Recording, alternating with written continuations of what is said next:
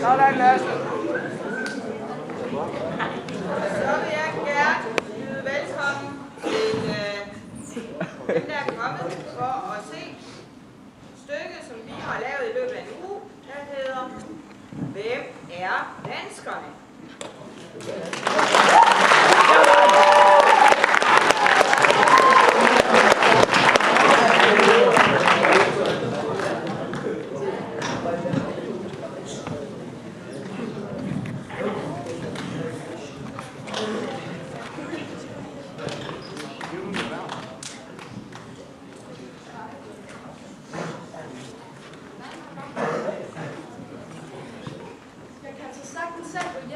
Mor har sagt, at jeg skal følge hjem. Jeg er ikke 5 år. Du har opført som i 5 år. Det gør du da også. Jamen, jeg er størst sagt til, derfor bestemmer jeg. Det er noget åndssvagt noget at komme med. Den er ikke længere.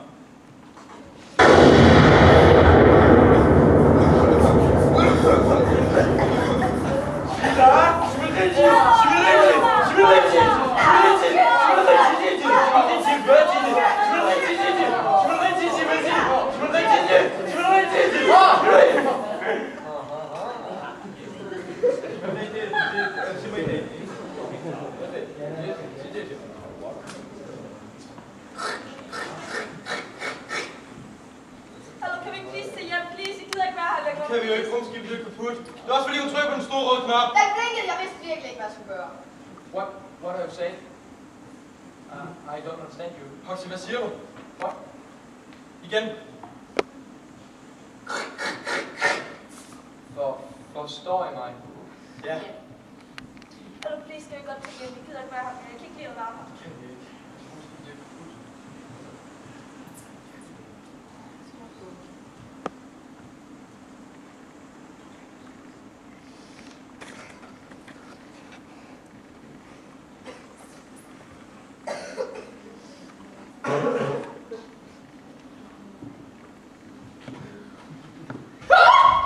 Hoxie, hvad laver du? Jeg så bare på hunden. Jeg er ikke nogen hund. Den kan tale. Det går da godt at fortælle dig. Vidste jeg det godt? Hvem er I? Vi er Chukichakker. Teletubbies. Nej, du takker. Chukichakker! Undskyld da! Hvad laver I her? Styrtet. Hun trykker på den store røde knap. Den lys, den så virkelig spændende ud. Vi var på vej ind til et land. Hvor er vi? Danmark. På jorden? Vi er med langt væk. Ja, det er det godt sulten efter den lange rejse. Vil I så ikke med os, ja? Så kan I få noget at spise. Hvad spiser de? De spiser hunde. Nej, det er altså i Kina, de gør det. Vi har noget pizza og noget drik. Det lyder dejligt. Så følg med.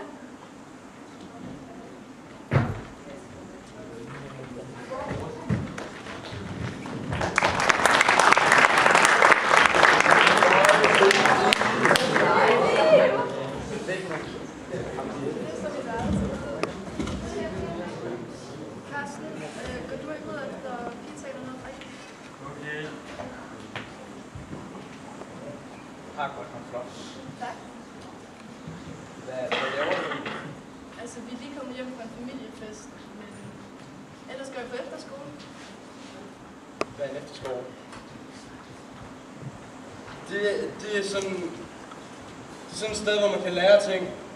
Ja, en skole, hvor man bor der sammen med sine venner. Det skulle jeg også lige til at sige. Det vidste jeg godt. Og det er også derfor, jeg synes, det er lidt kedeligt at være hjemme. Det skulle jeg også til at sige. Hvem er de? Det er Emilia og Natalie. Ja. Kender du dem? Ja, det gør jeg. Fra fjernsynet, eller? Sheila, lad nu være med at røre ved noget. Du ødelægger det bare. Det er altså okay. Vi kan bare se noget fjernsyn, så. Hvor blev ham den anden dag? Han er bare ude for at hente noget at spise.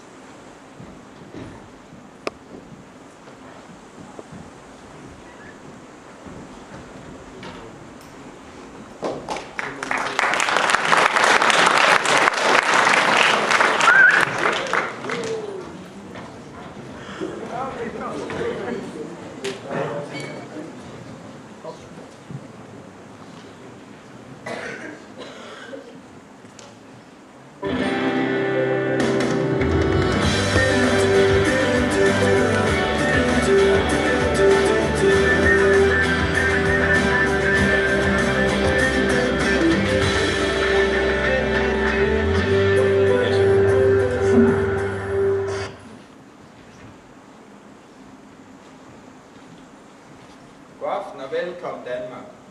I dag er vi ude i kolonihavehusene for at finde en ny måde inden for kolonihaver. Det er det rigtige, Stoffer. I dag skal vi møde vores fredagspanel. Sigili!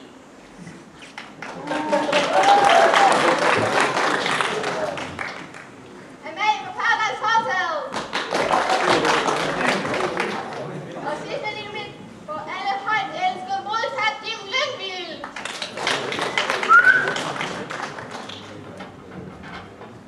Og det er ikke kun dem, vi skal snakke med i dag. Hvilke overraskelser har du på program? Ja, Spise med Prise kommer og laver dejlig dansk mad. Og så kommer mormor Gerda. Og så kommer der en gruppe unge mennesker, som der vil fortælle om, hvordan der bor og leve i kolonihaven. Så har de kunne komme og spise med Prise. Tak. Har I nogle nemme opskrifter til kolonihavemiddag? Ja, det er nemlig det, vi har. I dag skal vi nemlig lave rigtig sund morgenmad. Vi skal nemlig lave and med smør. And med smør? And med smør, ja. Det lyder lækkert. Ja, det er det også. Først så har vi sådan en anden. Så skal den have lidt friske urter og lidt svisker. Så tager man og pensler lidt og smør sådan efter meget, jeg synes. Det smør.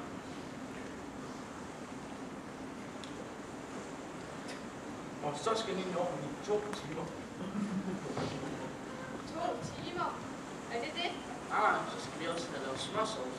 Et glas smør, og det er gået, så varmt, og så lidt smørsovs. Ja, og det er selvfølgelig ikke 2 timer, så vi er selvfølgelig snydt med et forhånd.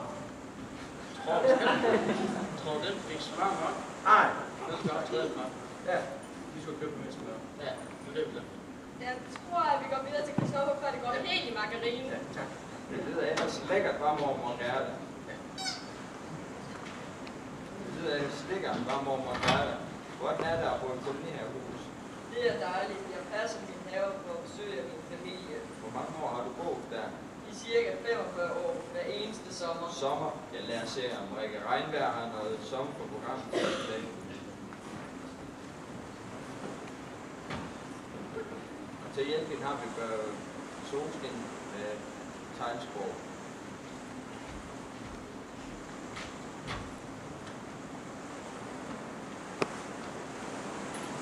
Okay, nu skal I få en vævesigt, og I må ikke gå. Hey, sagde jeg, at du ikke må gå?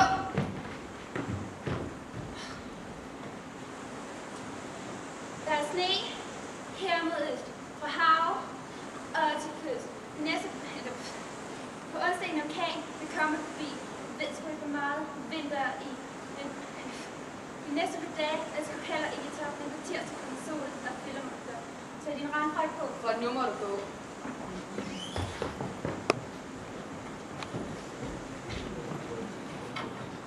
Ja, det lyder godt. Jim, jeg ved, du har designet den her nye due, men hvad er det så nyt ved? Det her er en ny due. Den er hvid med røde tag. Den nyeste måde. Den er der rød på vedtaget. Jeg vil sige, den er temmelig afgørende. Den nyeste måde med at have en hvid due med røde tag. Ej. Og hvis man ikke vil have sådan en due med, så var der op som kjole. Ej, er den rød med hvid tand eller hvid med rød tand? Det er så meget nok til med mode, det der. Nogen har en guld tøj. Ja, selvfølgelig. Nu stopper du simpelthen lige med de der kuldtjekker. Tilbage til mode. Amalie, er det ikke noget med, at du vil sang i nogle kolonihaver? Jo, det er lidt sjovt. Det var et liv i sus og dus i mormors koloni. Havehus i mormors koloni. Havehus. Jo, tak. Men har vi ikke hørt før? Jo, nej. Jeg er selvfølgelig... Hvor kan du have originalen til mig? Det er rigtigt, at han siger. Så, vi bliver snart nødt til at stoppe. Tak fordi I ville komme. Hvad med den du her? Det skulle lige meget med den der due. Jamen, var det den røde tand, rød med tand? Jeg var rød med hvide tag. Den diskussion vi tager ud bagved. Tilbage til dig, Christoffer. Ja. Ja, nu skal vi snakke med en gruppe unge mennesker, hvordan der er at bo og leve i kolonihaven. Hvordan er der at bo og leve i kolonihaven?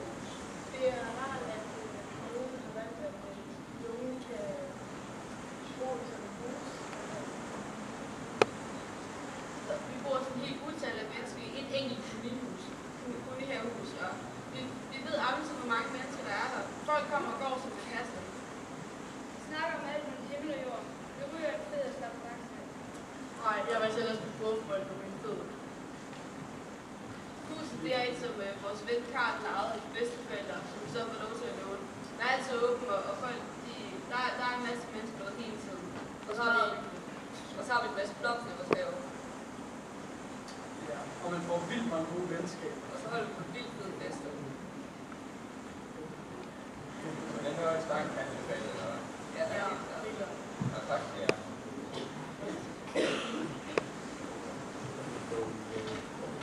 Tak for i aften. Nu skal jeg karaoke i mormors kolonihavehus. Og nu skal vi ud og have noget andet. Det er smør.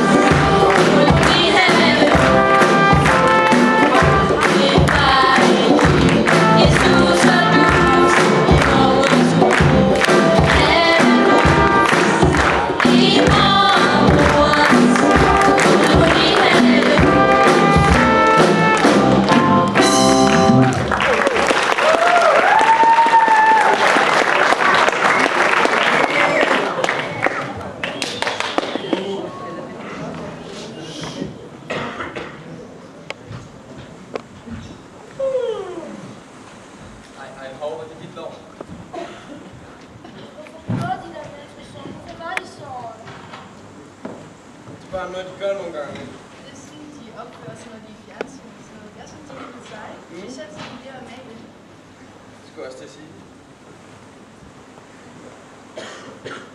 Hvad hedder du egentlig? Jeg hedder Rikke. Hvad hedder I? Jeg hedder Hoxie. Jeg hedder Coxie. Shalaya. Hvad med hende? Hun hedder Sheila. Hun er helt stille om sover. Så ødelægger hun heller ikke noget. Ja, min storebror, ham der I så før, han var ude efter pizza. Han var en Karsten, han er lidt høj. Ja.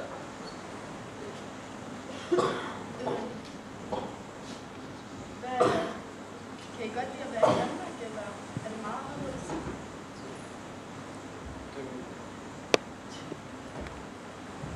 Det er meget anderledes. Der er ikke rigtig noget, vi er vant til, så Men alle er ikke ligesom Silje og Mikkel. Vi har også Christianitterne, altså Ibierne fra Christiania. Ja. Skal jeg fortælle jer lidt om det? Det må du meget gerne.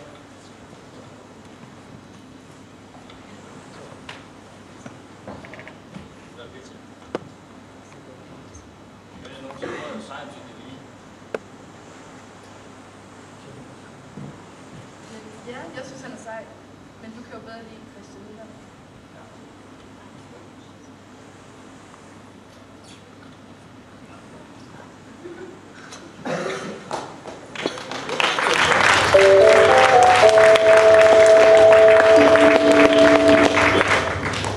God aften og velkommen til Radioavisen. Det er i dag mandag den 7. oktober 1970.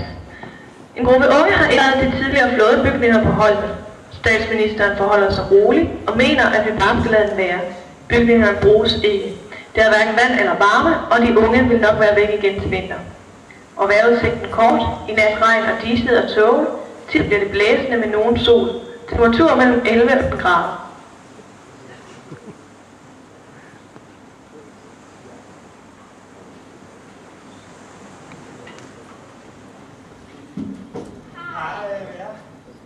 Velkommen til.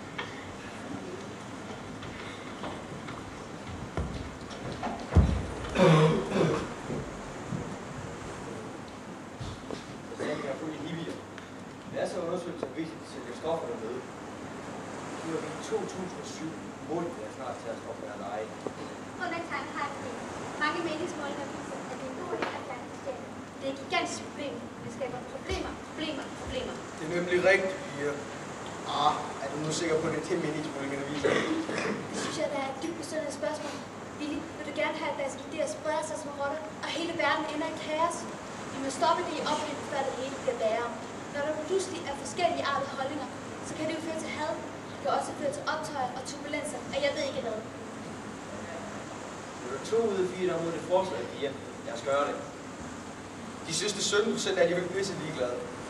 Præcis, det er det, jeg siger. De er farlige. Vores værdier er frihed og solidaritet. Hvor ligger Christiania inde? Morten Messerschmidt siger den vej. Nej, piger, for fanden ikke nu. Ulykke af personlig erfaring ved jeg, at det er meget upassende at snakke ikke ud. Vi vil helst ikke have, at der er nogen, der forstår, hvad vi siger. Og ærligt talt, det er til sandt menneskeligt at kejle. Jeg ser det ikke som en hejle, jeg ser det som en udstrakt hånd. Hvad med ungdomshuset? Haha, jeg har fået godt til at gå i det noget hus. Vi kan tage 15 millioner for et hus. er Ruth ikke leder af en eller anden sekt, og har vi ikke foræret det hus til de unge? Jeg kommer jo heller ikke at fratage dig dine, for jeg skal jo vælge her. Gør du ikke det?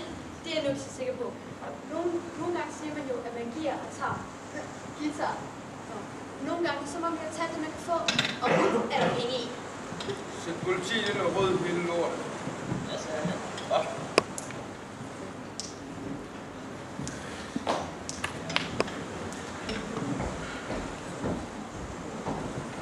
Vi har forordnet for, at vi skulle flytte jer. Kom så. Det er vores fristad. Skal ikke have en lille en? Altså, det er stor en, altså. Jeg er villig til det.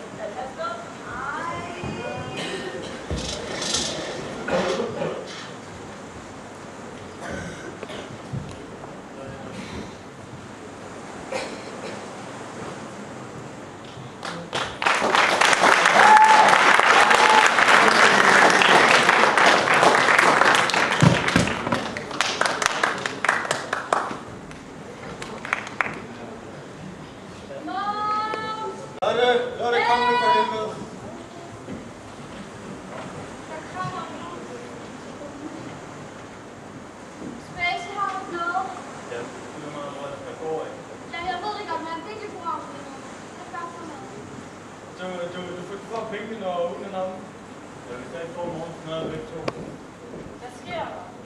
Ej, det var væk, jeg tror, det er slåskamp. Ja, det får vi i morgen. Nu går vi noget.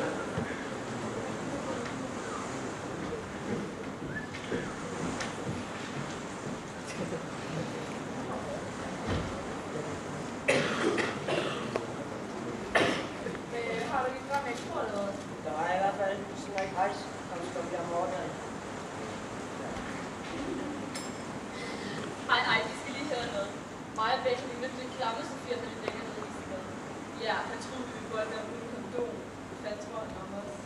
Ja, vi gider sgu da ikke smittes med HIV og AIDS og alt muligt. Nej, sådan en gang se, hvor man med shit krop.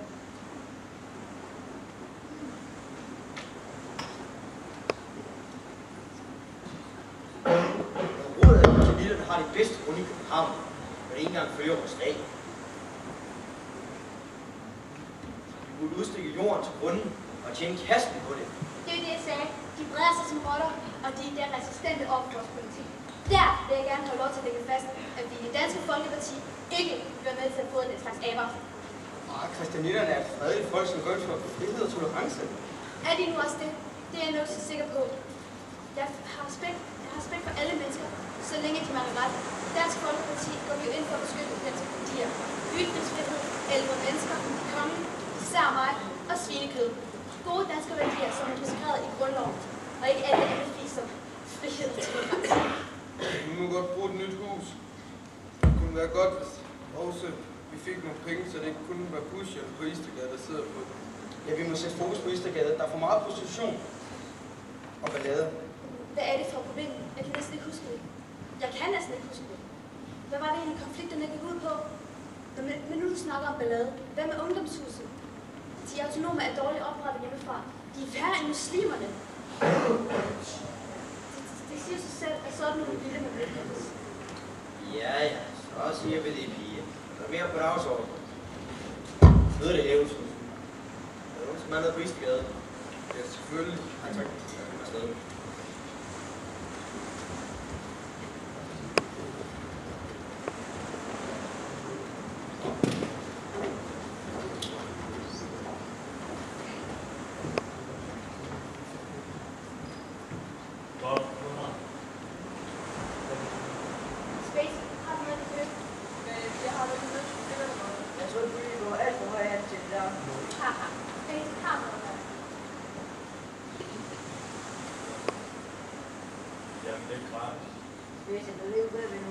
Ej tak, jeg har penge.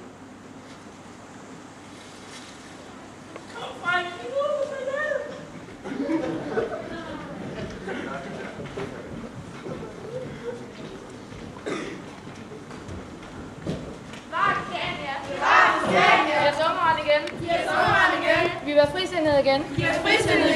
Ned med hårde stoffer. Bevar stjerne. stopper vi.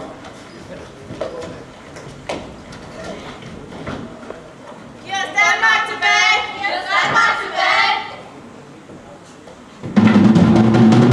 Hey Danmark, hvad sker der for dig? Savner dig, jeg vil have dig tilbage, ligesom i gamle dage, hvor du lever. Jo, jeg vil have dig tilbage, ligesom i gamle dage, hvor du og bliver, hvor man ikke vil have dig. Hey Danmark, jeg savner dig, jeg free, for jeg savner dig, jeg savner dig, jeg vil have dig tilbage.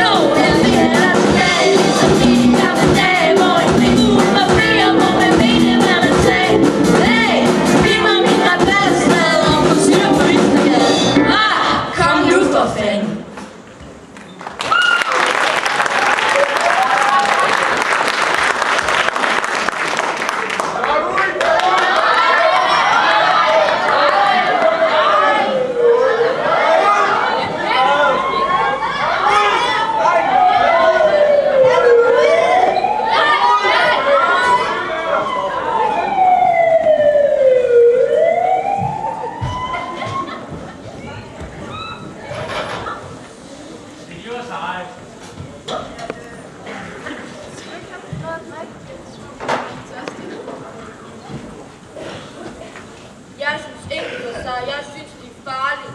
Nu gider jeg ikke mere. Nu vil jeg gerne hjem. Tænk, de kommer ud til os. Hjem.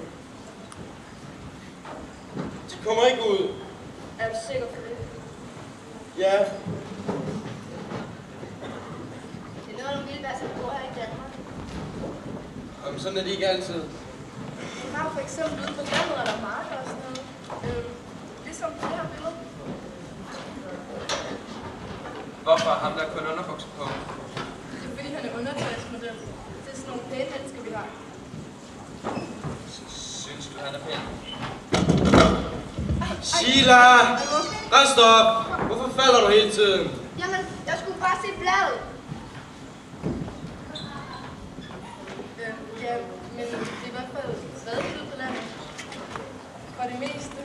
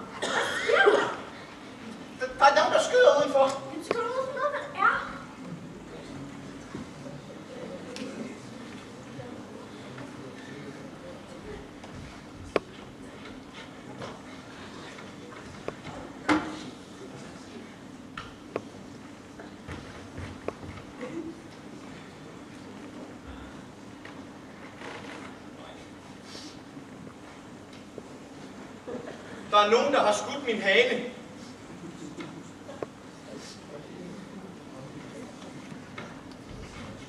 Prøv at se. Det er garanteret ham, cowboyen. Så får vi da noget lækkert sammen. Nej, men vi kan ikke spise en død hane. Altså.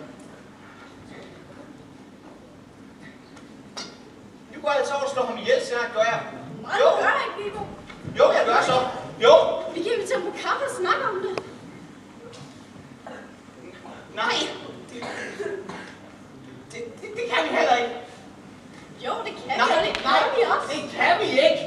Jo. Nej. Hej. Jeg tænkte, at vi vil over til kaffe. Ja, det vil vi gerne. Ja, skal du med?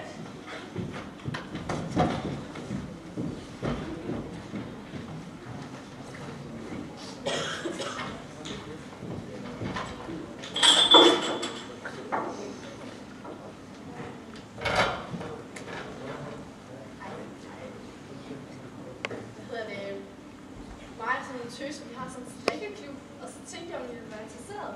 Det er, hvor vi spiser kage, drikker kaffe og sådan rigtig hygger. Ja, det vil jeg da meget gerne. Ja.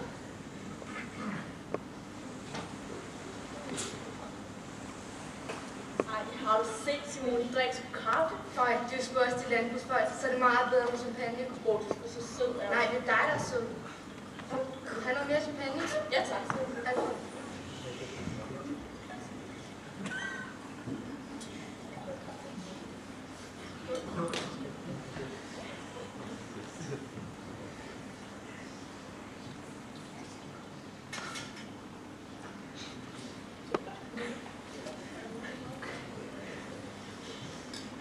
Nå. Jeg skal vist også ud og fodre mine dyr nu.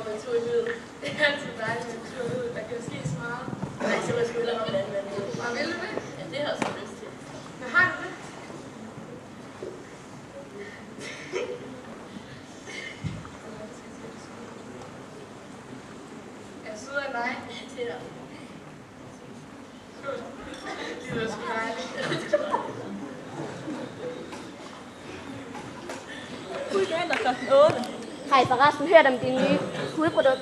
Er det den, der fjerner bumse? Ja, og dufter bare så godt. Gud, hvad er græsset dog grønt her? Ja, det får jeg købe.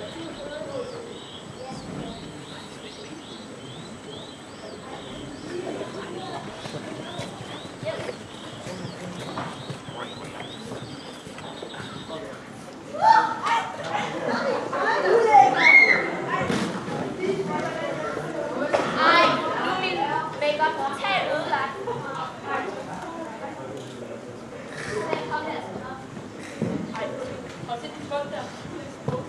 De ser sgu meget søde, det er sgu mere vores typer. Ja.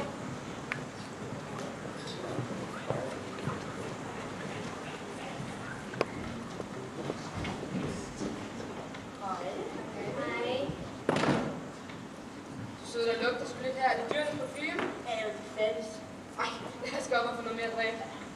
Godt, men ikke er fattigt. Okay.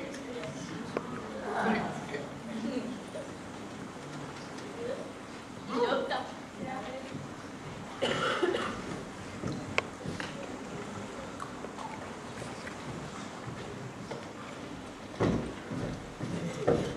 Er du utro?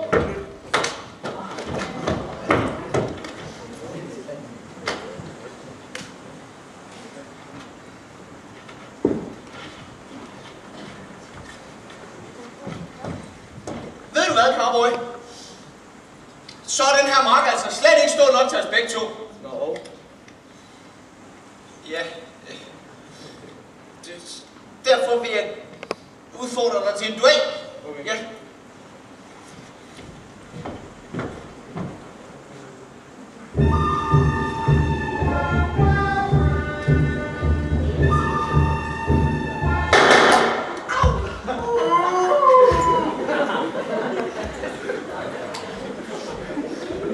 Politiet! Den er det. Hey, gå!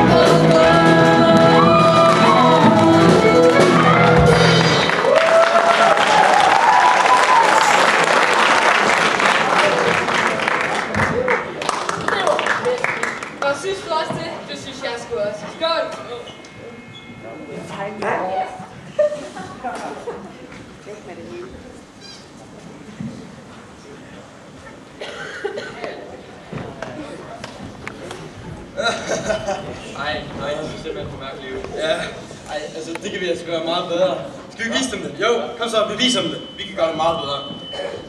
Kom, så vis dem det. Det der line, det kan vi gøre meget bedre.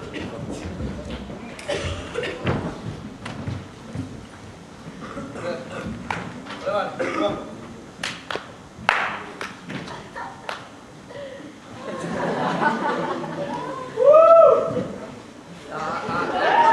Jeg tror bare, vi stopper nu. Ja, det bare. Så I også stået med jeres panel? Ja, det gør vi. Og Shilaila, hun er altså rigtig god. Skal du ikke lære mig eller også noget? Ja, lære det. Det synes jeg. Tror du, den her sang over? Ja. Det starter du bare lidt. Er I klar?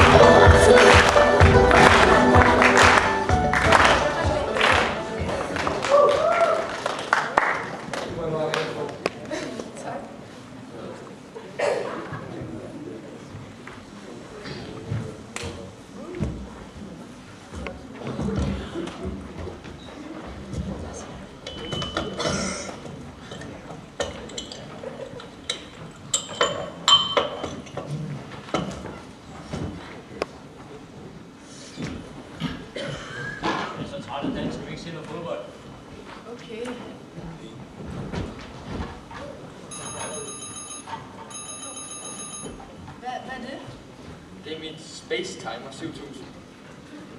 Hvad kan sådan lidt? Den her kan få mig til at rejse frem og tilbage i tiden, og jeg kan tage venner med. Seriøst? Skal vi ikke prøve? Det kan vi da godt. Så alle sammen ind med hænderne. Hvornår vil du gerne rejse til? 2050. Ja. Sådan.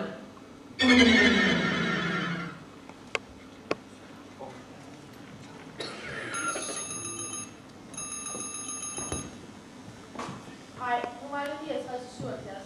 Du er ikke så længe hjem. Så er meget bedre lige mit gamle navn i mit nummer. Jeg ved, hvilken dårlig undskyld vi har på at komme sent i dag. Undskyld, vi kommer for sent. Hvorfor kommer I først nu?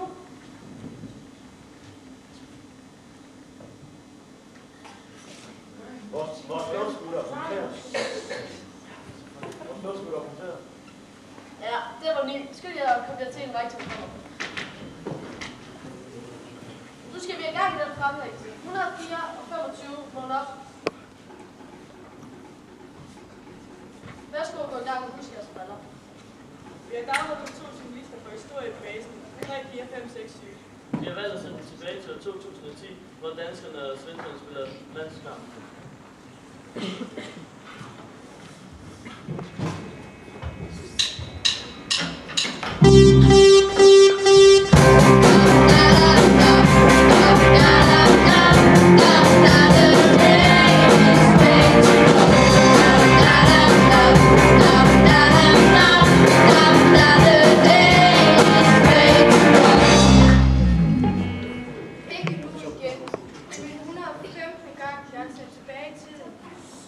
Ja, det er også bare de skide skoleelever. Hvorfor kunne de ikke bruge internet, som da vi var børn? Det er en meget fin rejsezone. Bedre end det plejer at være. Ja, men lad os nu se, hvem danskerne er.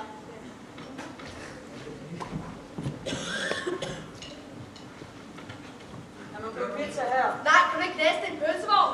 Ja, roligt. Han så det bare ikke. 2 ristede med det hele. Jeg skal gerne med 250 kroner. Hvad?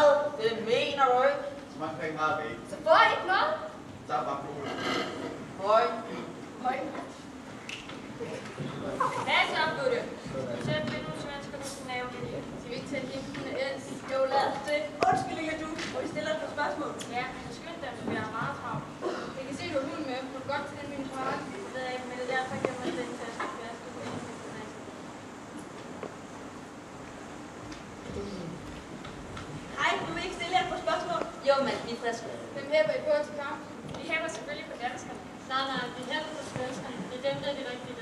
Undskyld, det forstår jeg ikke. Jeg er ikke så klar. Jo, danskerne er efterkommere af danerne, som er en folkestam i Sverige. De invaderede Danmark 300 Så se selv, danskere og svenskere. Hvad med kartofler og Dannebrog? Det er ikke dansk. Altså kartoflerne stammer fra Sydamerika, og Dannebrog faldt ned i Estland for mange år siden og minder om det schweiziske flag. Men det er alt sammen noget, vi har gjort dansk igen, så nu er det dansk.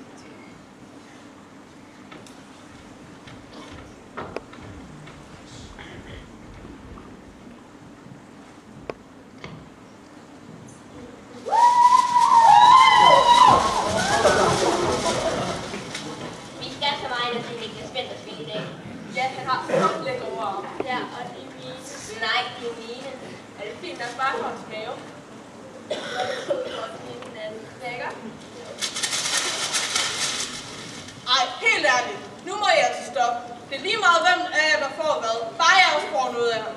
Men nu skal vi skynde os, ellers kommer vi for sent til kamp. Gå Danmark! Kom så! Nej! Følg med dig hen på Danmark, du skal. Du laver ikke en skide over, så du er rigtig, mand. Det er ikke det, der laver. Hvad nu, hvis han ikke er med at se kampen? Hvad gør du? Røvlyg, han skal ind og slæbe. Nej, jeg vil hjem og spille PlayStation.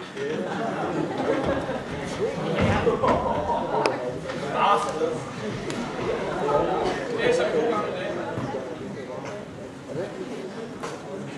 Vi er røde, vi er hvide, vi står sammen, side om side. Jo, tak.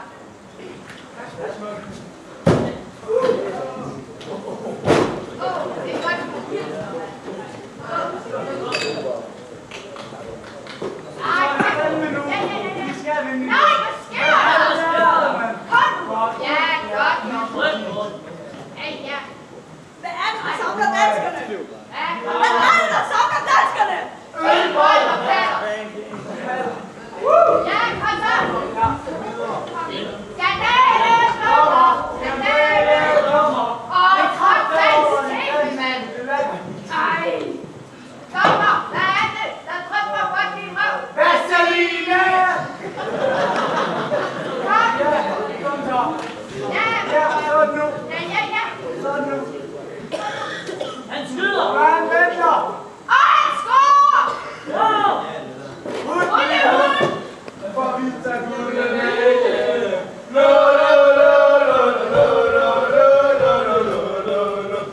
tager guldene ikke.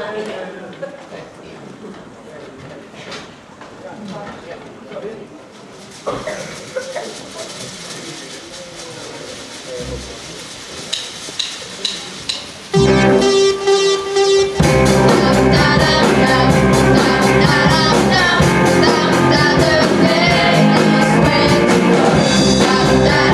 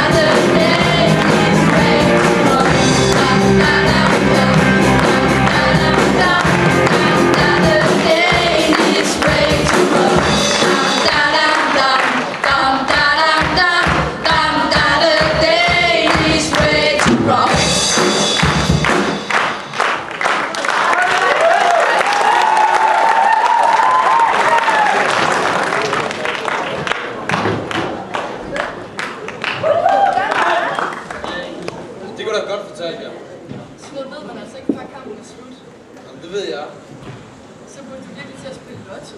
Jamen, det gør jeg da allerede. Ja, så siger vi det. Roxy! Radio Kollektivation Angreb 2! Hvad var det? Det var vores mor. Vi skal hjem. Ja, vi skal hjem! Men jeres rumskib er gået i stykker. Silla! Radio kom! Kig dig på tid på! Emil, du kan godt tage os hjem. Hvorfor har du ikke sagt det noget før? Jamen undskyld.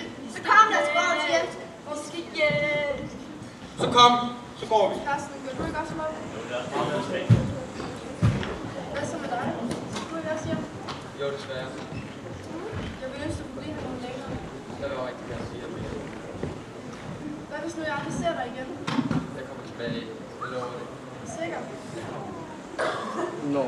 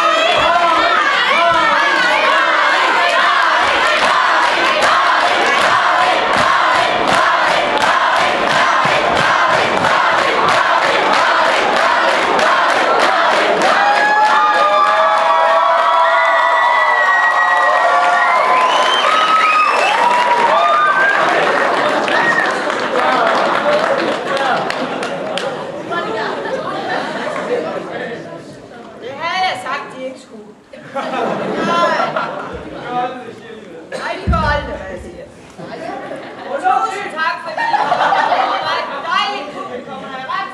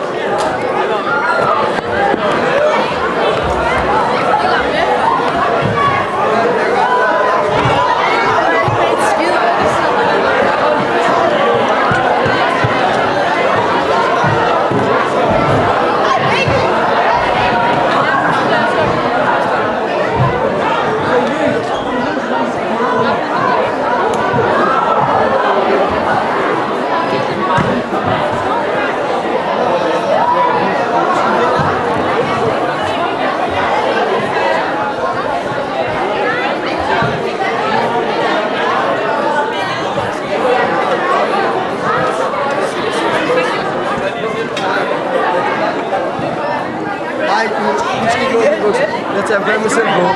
Det er den 8.